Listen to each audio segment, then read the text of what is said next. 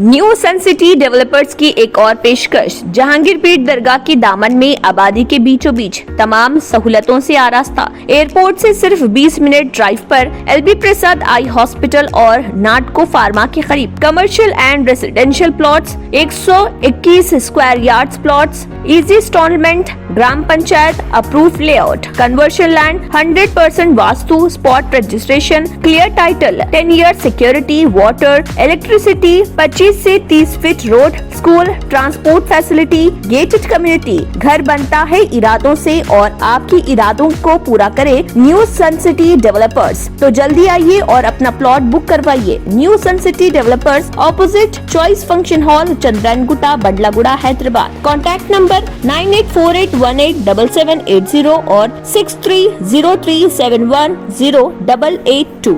अगर आपने हमारे चैनल को अभी तक सब्सक्राइब नहीं किया है तो यहाँ पर रेड कलर का सब्सक्राइब बटन दिख रहा है, उसे क्लिक करें और हमारे चैनल को सब्सक्राइब कीजिए और साथ ही साथ बेल आइकन को भी क्लिक कीजिए, जिससे आपको ताज़ा अपडेट मिलती रहे।